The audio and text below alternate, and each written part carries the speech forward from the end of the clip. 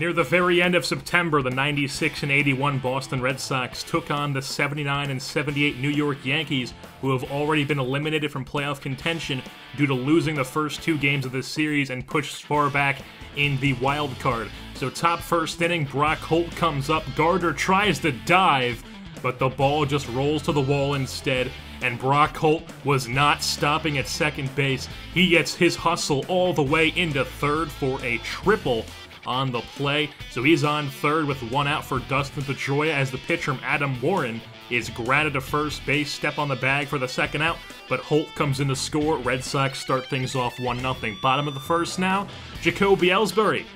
Nice effort from Big Poppy playing the field, but it wasn't enough as Jacoby Ellsbury beats it out. He's on first.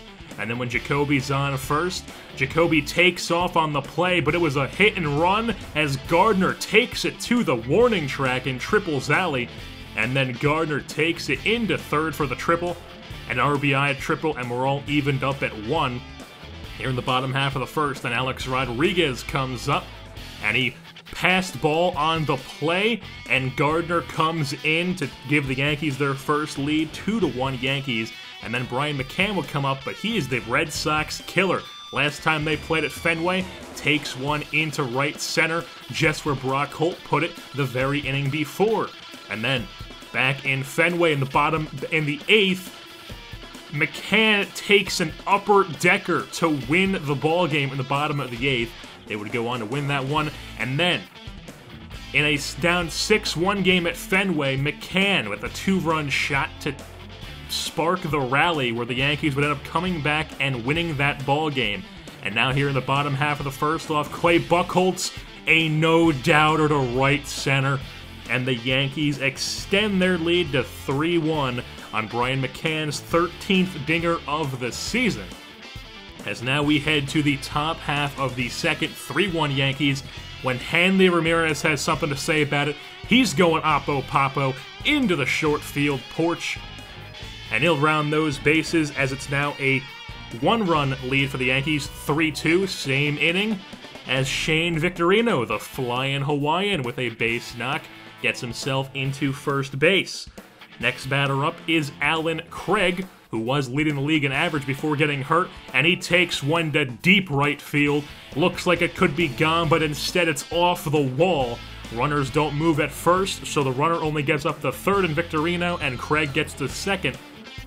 So that sets up second and third now with 1 out for Mookie Betts. Full count, takes ball 4. So it's bases loaded now for the Sox. Adam Warren needing to get out of the jam. Brock Holt comes up. A long pop fly into right field. Giansanti is there. And Victorino will tag up from third to score to make it a 3-3 tie, but they would not get any more, so it's 3-3 heading to the bottom half of the third now for the Yankees, and Brett Gardner. Gardy goes Yardy into the short porch in right field. Brett Gardner's 10th home run of the year, and the Yankees are back on top by a score of 4-3 as we head to the bottom half of the 5th.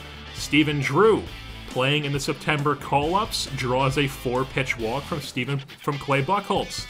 And then Jacoby Ellsbury lays down a beautiful bunt as Pablo Sandoval can't get to it, and Jacoby Ellsbury has himself a bunt single. So first and second, nobody out. Brett Gardner, base knock up the middle. That would score Drew from second. Ellsbury gets the third. Gardner gets the second, and the Yankees are now up 5-3. And now Alexi Ogando would knock out Clay Buchholz of the ball game. Same inning, Alex Rodriguez at the plate, nobody out. He'll ground out to shortstop Brock Holt. Gardner moves up to third, but Ellsbury scores on the play, and it's a 6-3 Yankees lead. Head to the bottom half of the 6th now. Looks like a routine ground ball for Greg Bird, but Pedroia throws it over the head of Big Poppy, and Bird gets to second base on the play. So he reaches to second on an error, brings up Didi Gregorius, the shortstop, who comes up with a opposite field hit that gets under the glove of Hanley Ramirez in left field, and Greg Bird is able to score on the play. Sir Didi's not stopping at second, he gets himself into third, and that would be your final score.